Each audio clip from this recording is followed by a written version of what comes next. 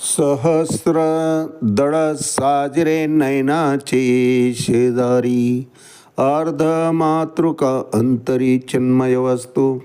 ओंकार नाही नाद ओंकारी, दैवी निरंतर प्रणवीपः. मकार अर्धमात्रा शून्याचा निश्चय, आत्मा एक असे स्वयंरय्या. ज्ञानदेव म्हणे कैवल्याचा दाता, कोण पत्री हे करिता नाही ऐसी. माऊली ज्ञानेश्वर महाराज की जय. एक तरी ओवी अनुभवावी या ज्ञानयज्ञात आपण श्रीमद भगवद्गीता अध्याय 8 अक्षर ब्रह्मयोग आणि त्यातला श्लोक क्रमांक 4 आणि माऊलींनी या श्लोकावर ज्ञानेश्वरीमध्ये 8व्या अध्यायात 51 क्रमांकाच्या ओळीने केलेलं भाष्य, याचं आज आपण चिंतन करणार आहोत. अधिभूतं क्षरो भाव पुरुषश्चादिदैवतम, अधियज्ञोहमेवात्र देह देहभृतांवर. अर्थात भगवंताची प्राप्ती, त्याच्या धामाची प्राप्ती हा मनुष्य जीवनाचा अंतिम टप्पा किंवा यशस्वीपणे साध्याप्रती गेलेला मार्ग, असं या मानवी देहातल्या जीवाचं आपल्याला वर्णन करता येईल. कारण मनुष्य योनी मिळणं हेच मोठं भाग्याचं लक्षण आहे महाराज. 84 लक्ष योनीमध्ये ही एकमेव योनी अशी आहे की ज्यामध्ये भगवंताचा परिचय होतो, नवे नवे भगवंत प्राप्त करून घेता येतो. राम म्हणता रामची होई जे. ब्रह्म म्हणजे जीव हा त्या परब्रह्मामध्ये समाविष्ट होऊन जाण्याचं सामर्थ्य या मानवी देहामध्ये आहे महाराज. आणि काल आपण पाहिलं की शरीर नाशिवंत जरी असलं तरी अविनाशी तत्व प्राप्त करण्याचं सामर्थ्य त्या नाशिवंत देहामध्ये आहे. फक्त देहाविषयी आसक्त बनू नये, देहाचे चोचले पुरवण्यामध्येच आयुष्य घालू नये. देह मेंटेन करायला पाहिजे, देहाची निगा ठेवायलाच पाहिजे. कारण देहाच्या माध्यमानंच त्या परब्रह्माची प्राप्ती आपल्याला करता येते. म्हणून देहाच्या घडणमध्ये, पालन पोषणमध्ये जे जे आवश्यक आहे, आहार विहार ते सर्व करायला, पण नेम इंद्रियाशी सार. प्रत्येक गोष्टीमध्ये मर्यादा असावी, मर्यादेचं उल्लंघन मात्र होता कामा नये. भगवंताने जीवाच्या ठिकाणी स्वातंत्र्य दिलेलं आहे. स्वातंत्र्याचा अर्थ आम्ही स्वैराचार करतो महाराज. भारतीय घटनेनं सुद्धा काही कमी अधिकार दिलेले नाही आपल्याला, पण आम्हाला फक्त अधिकारच हवे आहे. त्या अधिकाराबरोबर जोडलेले कर्तव्याची जी यादी आहे ती यादी आम्ही वाचतच नाही महाराज. आमचा तो हक्क आहे, आम्हाला तो मिळालाच पाहिजे हो, पण ते करत असताना काही कर्तव्य आहेत, त्या कर्तव्याचंही पालन व्हायलाच पाहिजे महाराज. पण ते कर्तव्य आम्ही दृष्टीआड करतो, त्याकडे दुर्लक्ष करतो आणि मीच कसा सर्वश्रेष्ठ आहे, अहम ही सर्व यज्ञानां भोक्ताच प्रभुरेवच. भगवंत ज्याप्रमाणे म्हणतात त्याप्रमाणे जीव त्याचं अनुकरण करायला जातो. परंतु ब्रह्म हे परब्रह्म कधीच होऊ शकत नाही महाराज. हात आहे आपला, हात म्हणजे जीव होऊ शकत नाही किंवा संपूर्ण शरीर होऊ शकत नाही. शरीराचा तो फक्त अवयव आहे, संपूर्ण शरीर त्याला म्हणताच येणार नाही. जे आहे विराट ते विराटच आहे, त्यात समाविष्ट ब्रह्मतत्व होऊ शकत नाही. त्यापासून त्याचा अंश असला तरी ते अलिप्त आहे महाराज. परंतु त्याच्या अंगी असलेले गुण मात्र त्याच्यामध्ये असतातच. म्हणून की काय, स्वामित्वाचा हा गुण जीवाच्या ठिकाणी असतो. जिथं जाईल तिथं पुढारी पण हवं असतं, तिथं नेतृत्व हवं असतं, तिथं आम्हाला मालकी हक्क हवा असतो. आपण चिंतन केलं दैवासुर संपत्ती योगमध्ये 13, 14 आणि 15व्या श्लोकमध्ये इदम अद्य मया लब्धम इमं प्राप्स्य मनोरथम इदम अस्ति इदमपि मे भविष्यती पुनर्धनम. सगळं मी मिळवलं आहे, बाजूचे घ्यायचं आहे, भविष्यात खूप श्रीमंत व्हायचं. असो मया हतान शत्रून हरणिष्य चापरानपि ईश्वरो अहम अहम भोगी सिद्धो अहम बलवान सुखी.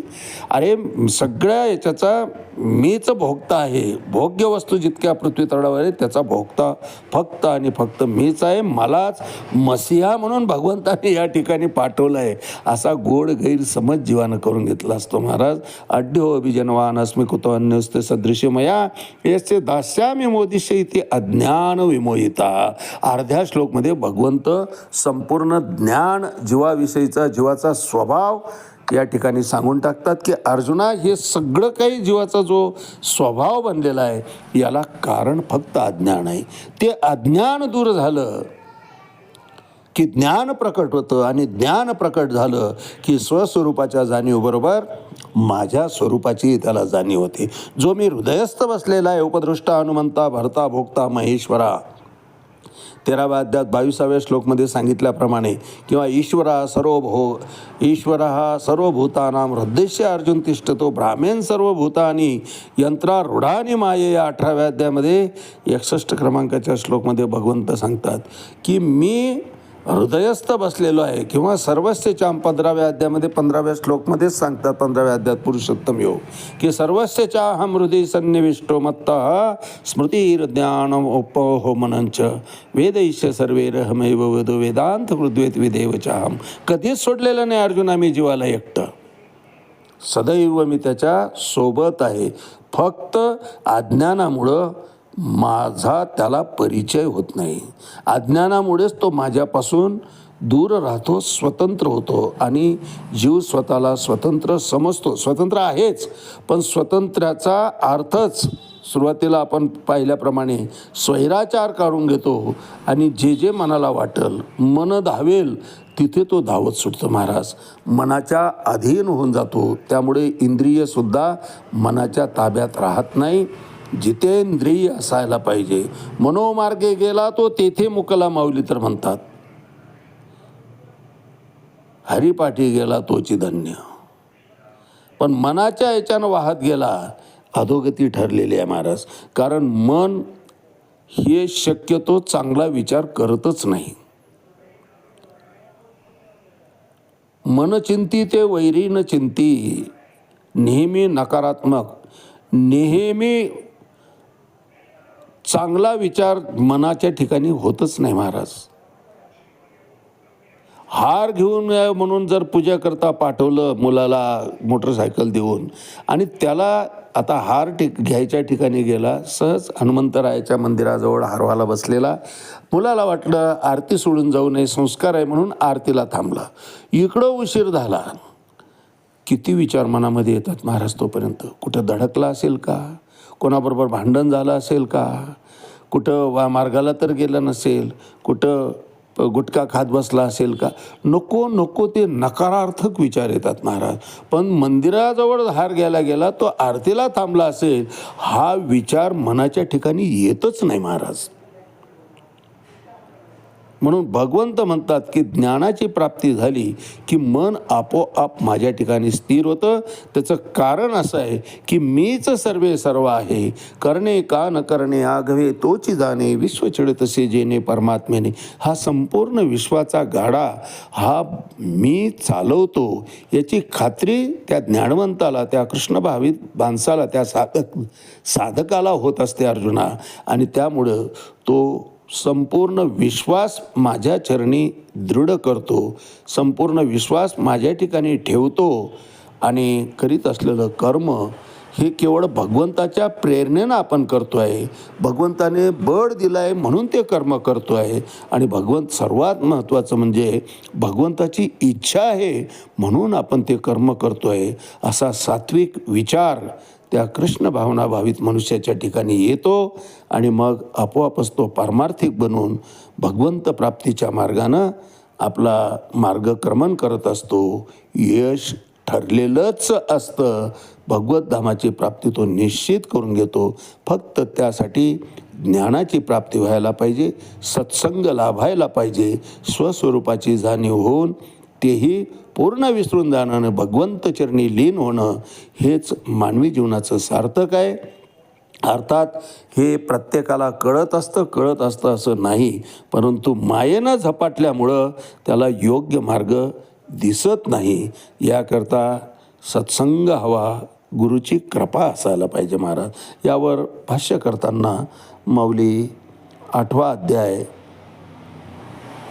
51 क्रमांकाच्या ओवीत म्हणतात ज्ञानेश्वरीमध्ये, मग मने प्राण संयमो हाची हवन संपदेचा संभ्रमो येणे संतोष विजे निर्धर्मो ज्ञान नडो. अर्थात मग मन प्राण निग्रह हीच होमाची तयारी होते. म्हणजे मनाला साक्ष पडते महाराज की भगवंत हेच सर्व आहे आणि त्या ठिकाणी आपण श्रद्धा ठेवणं, त्यांच्या ठिकाणी विश्वास ठेवून मार्गक्रमण करणं, जीवन जगणं यातच खरं सार आहे. असा एक स्वच्छ विचारसरणी त्याच्या ठिकाणी होते. हीच होमद्रव्ये होमधूर रहित असा जो निर्दोषी ज्ञानाग्नी आहे त्यापासून आनंद मिळतो, प्रकाशित होतं, दैदिप्यमान प्रकाश असा त्याच्या हृदयामध्ये प्रकट होतो आणि त्या प्रकाशानं साहजिकच जे तत्व शिल्लक राहतं तेच अधियज्ञ आणि तो अधियज्ञ म्हणजेच मी आहे भगवंत सांगतात. स्वच्छ विचारसरणी, चित्तशुद्ध असायला पाहिजे महाराज. येऊनी गोपाळ राहे तेथे. जेव्हा आमचं मन शुद्ध होतं, अंतःकरणाच्या शुद्धी झाल्याशिवाय भगवंत त्या ठिकाणी वास करत नाही. आणि वास करत नाही असं म्हणणंही नाही, वास करतो, परंतु त्याचा परिचय आपल्याला होत नाही, कारण मायेचं आवरण असतं. म्हणून ते गोचिडाचं माऊली वर्णन करतात. किंवा कमळकंदाच्या द्वारे चिखलामध्ये कमळ उमवतं महाराज, परंतु मकरंद मात्र भुंगा घेत असतो. अगदी त्याचप्रमाणे हा संसार जो आहे हा खरं तर वासनेनं भरलेला आहे. या ठिकाणी इच्छा आकांक्षा आहेत, त्या सगळ्यांचा त्याग करून जो आपला उत्कर्ष करून घेतो, आपल्या हिताच्या दृष्टीनं वाटचाल करतो, त्याला निश्चित त्या धामाची प्राप्ती झाल्याशिवाय राहत नाही. या ठिकाणी माऊली वर्णन करताना तेच म्हणतात, मग मने प्राण संयमो हाची हवन संपदेचा संभ्रमो येणे संतोष विजे निर्धोर्मो ज्ञान नडो. ज्ञानाची प्राप्ती झाली की भगवंत तत्व, भगवंताचं स्वामित्व, भगवंताचं सर्वा म्हणून जी व्यापकता आहे हे सगळंच जीवाच्या ठिकाणी मान्य होतं आणि तो भगवंताचाच होऊन राहतो. कारण मूळतःच मनुष्य योनी ही योग्याची योनी आहे महाराज. अतिशय निसटतं अपयश आल्यामुळं पुन्हा भगवंताची भक्ती करता यावी याकरता भगवंताचा परिचय करून देणाऱ्या योनीमध्ये म्हणजे मनुष्य योनीमध्ये जन्म मिळणं हेच मोठं भाग्याचं आहे. आणि त्या भाग्याचा उदय होऊन निश्चित या जन्मी नाही, परंतु जन्मोजन्मी आम्ही बहुपुण्य केले तेव्हा या विठ्ठले कृपा केली तुकोबाराय म्हणतात. त्याप्रमाणे भगवंत कृपा झाल्याशिवाय राहत नाही. आज याच ठिकाणी थांबूया. रामकृष्ण हरी पुंडलिक वरदारी विठ्ठल. श्री ज्ञानदेव तुकाराम पंढरीनाथ भगवान की जय. माऊली ज्ञानेश्वर महाराज की जय. जगद्गुरु तुकाराम महाराज की जय. शांती ब्रह्म एकनाथ महाराज की जय. आदिशक्ती मुक्ताबाई की जय.